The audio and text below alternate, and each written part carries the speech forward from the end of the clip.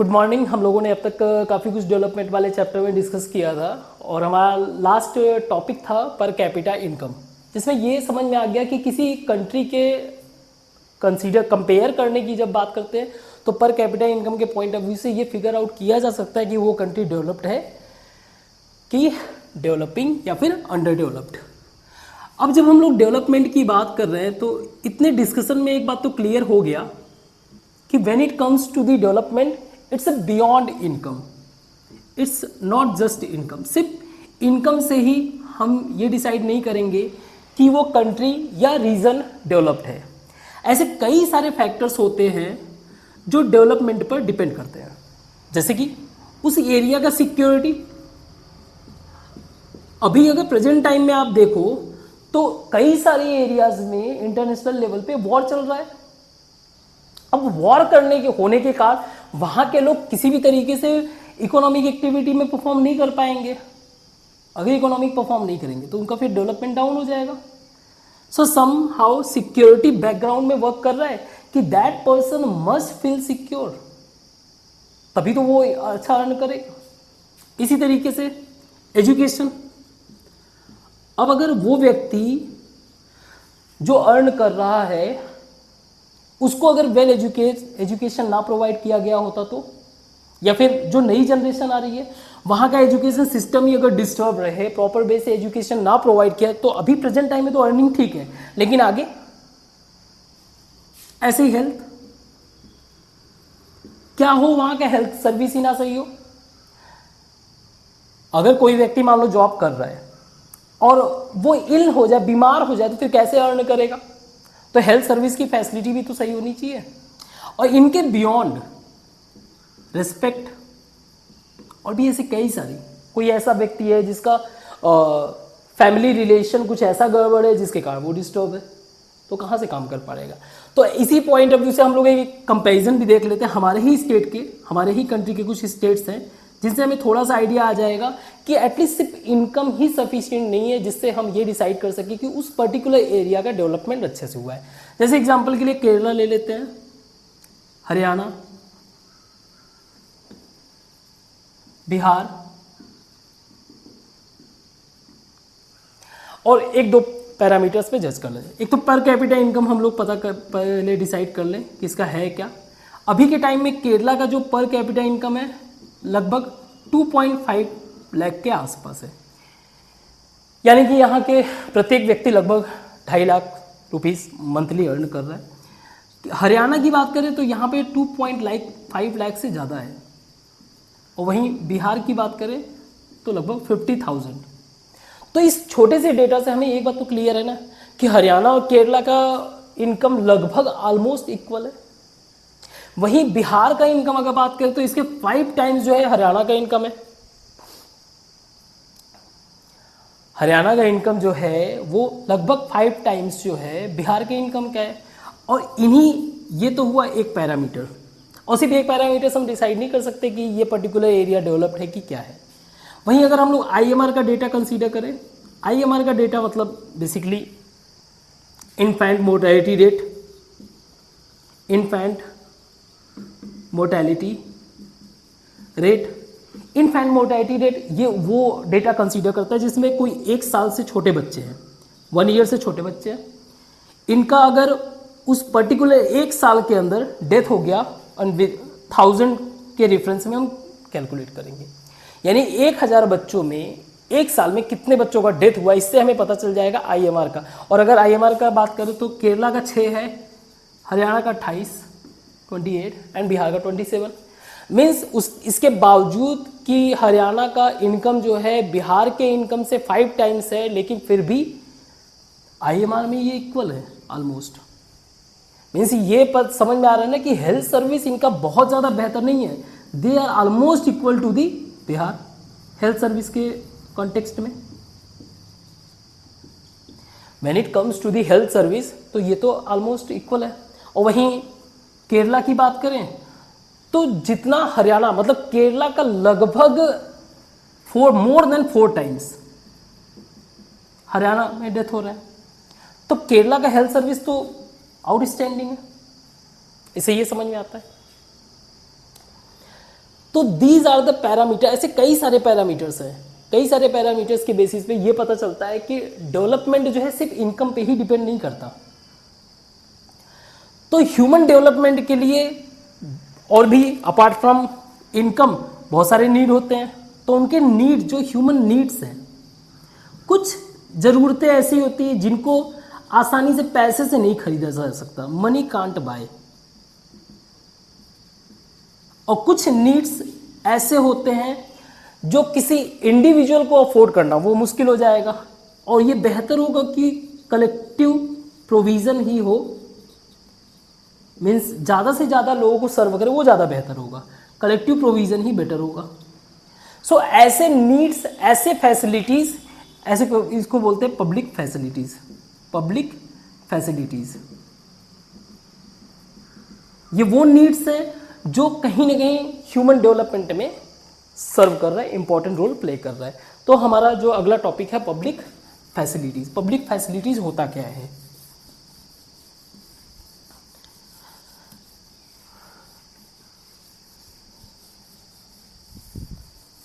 Public facilities, so public facilities, so वो services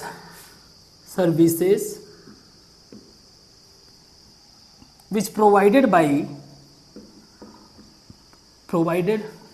by government और societies to all for their benefits। उनके फायदे के लिए जब गवर्नमेंट या सोसाइटी के द्वारा वो सर्विस प्रोवाइड की जाए तो ऐसे फैसिलिटीज को बोला जाएगा पब्लिक फैसिलिटीज। अब पब्लिक फैसिलिटीज में कुछ फैसिलिटीज ऐसे हैं जिनको पैसे से खरीदना लगभग इम्पॉसिबल है, मनी कांट बाय। जैसे एग्जाम्पल के लिए क्लीन एनवायरनमेंट। आपका क्लीन एनवायरनमेंट होना, इसको आप पैसे से खरीद नहीं सकते हो, आसान नहीं है क्लीन एनवायरनमेंट मेंटेन करना। इसके अलावा पीसफुल सोसाइटी, ये पूरी तरीके से सोसाइटी या गवर्नमेंट पे ही डिपेंड करता है। और कुछ सर्विसेज ऐसे होते हैं जिनका कलेक्टिव अगर प्रोवाइड किया जाए तो ज़्यादा बेहतर होगा, किसी इंडिविजुअल को प्रोवाइड करना फिजिबल नहीं है।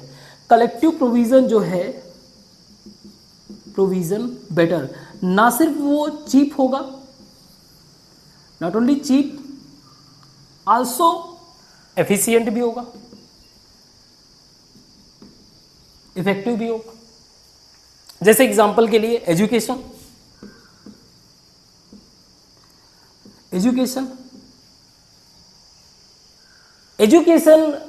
पूरा ह्यूज, पूरे ओवरऑल सोसाइटी को प्रोवाइड करना वो ज़्यादा बेहतर है, किसी एक को एजुकेट करना वो सही नहीं है। तो इस तरीके के सर्विस को जो है सबके लिए करना, और ये कोई इंडिविजुअल व्यक्ति नहीं कर सकता, ये या तो गवर्नमेंट के द्वारा किया जाए या एक सोसाइटी के द्वारा। इसके अलावा ट्रांसपोर्ट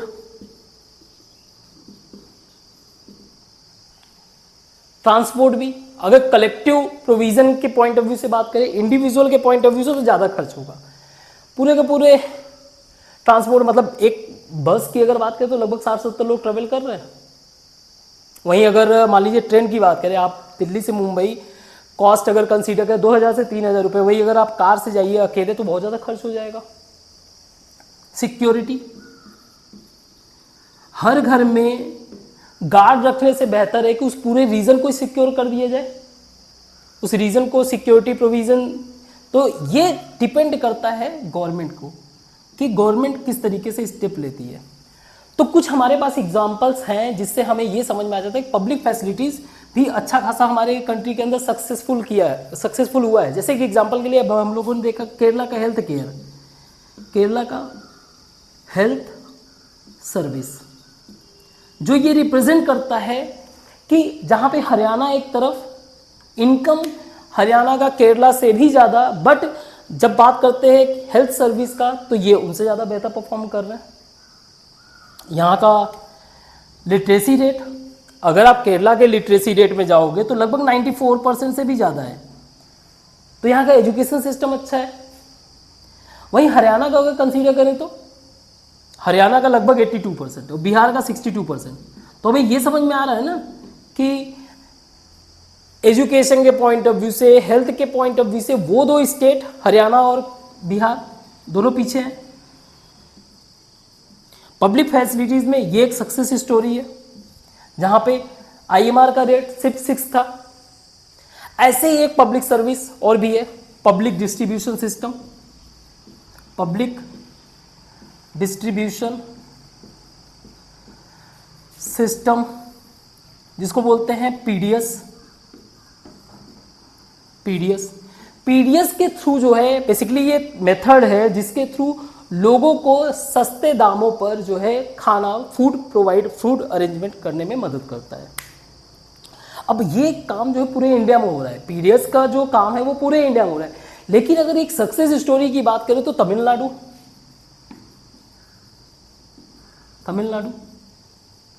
पब्लिक डिस्ट्रीब्यूशन सिस्टम में तमिलनाडु एक रिमार्केबल अचीवमेंट है।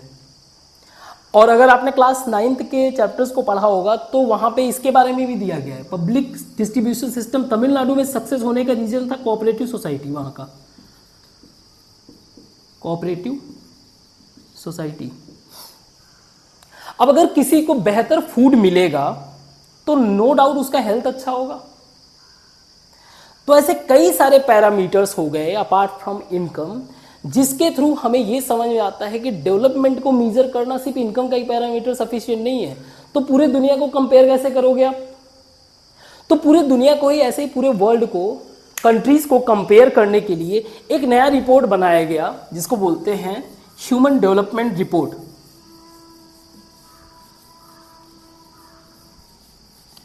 Human development report.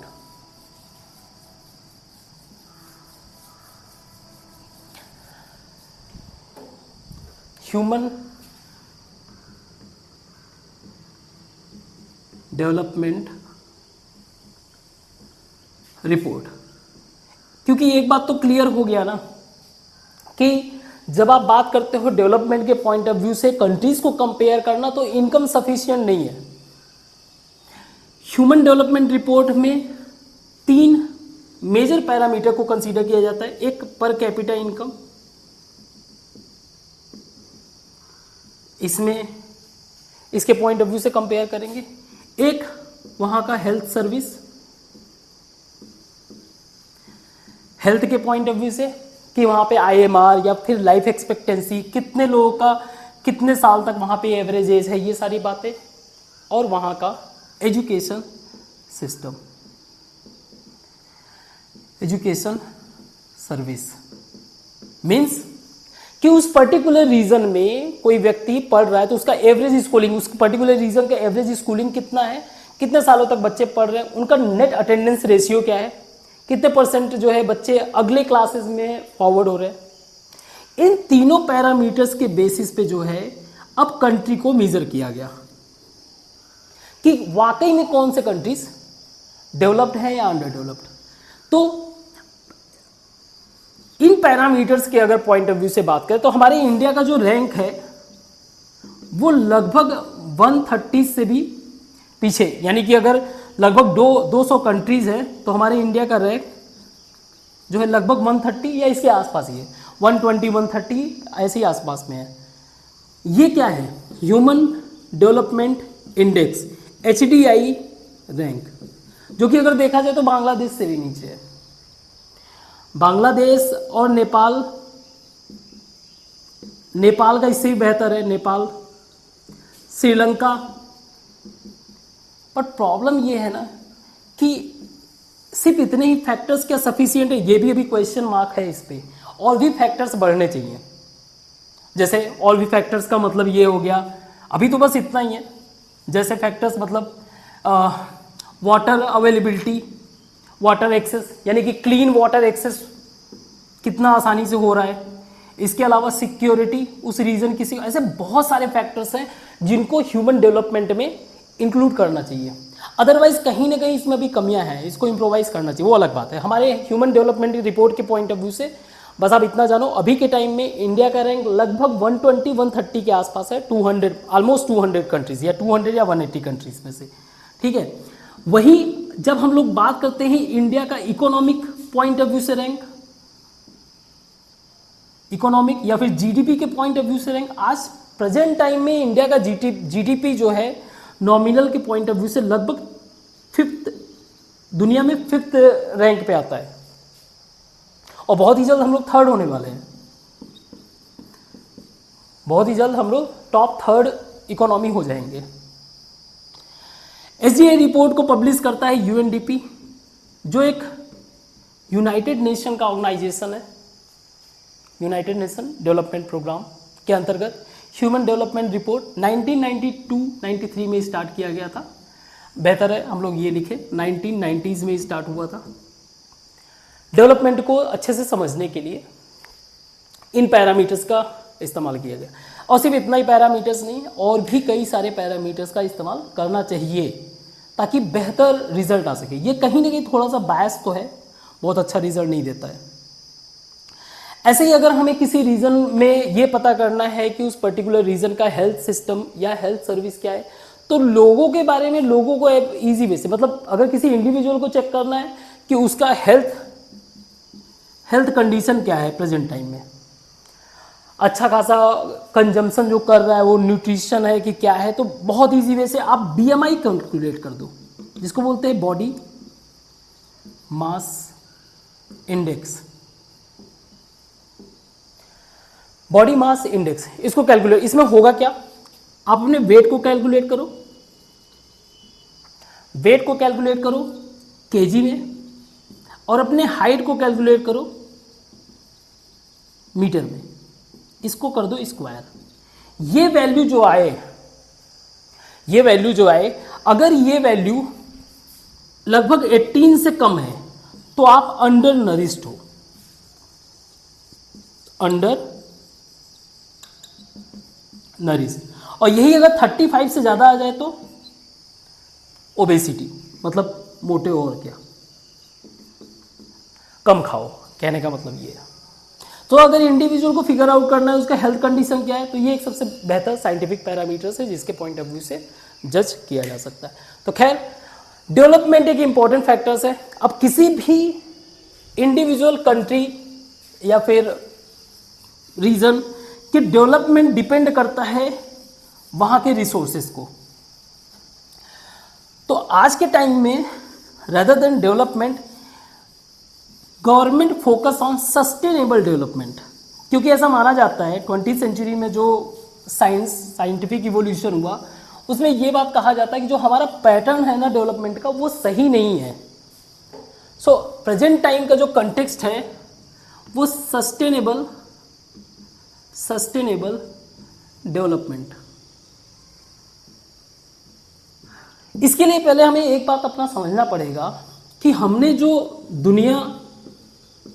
जिस दुनिया में हम जी रहे हैं, हमें ये पहले ये थॉट क्लियर करना पड़ेगा, we have not inherited from our forefather. हमने अपने पूर्वजों से इस दुनिया को इनहेरिट नहीं किया, rather we have borrowed from our next generation. जो हमारे नेक्स्ट जनरेशन, उनसे हम लोगों ने ये पहले थॉट क्लियर करो। तो सस्टेनेबल डेवलपमेंट का मतलब ये है कि जब हम लोग रिसोर्स का इस्तेमाल करते हैं, while utilising the resource for need of present का जो नीड है उसको सेटिस्फाई करने के लिए जो हम लोग रिसोर्स यूज करते हैं, we have to keep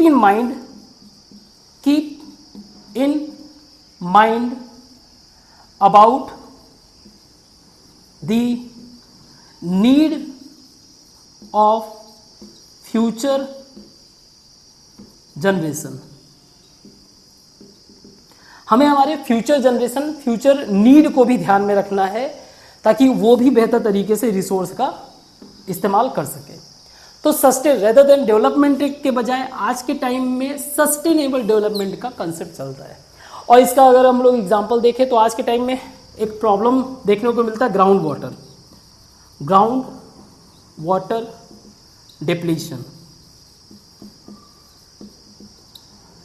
ground water एक ऐसा रिसोर्स है जो एक तरीके से रिन्यू होता रहता है, नेचुरली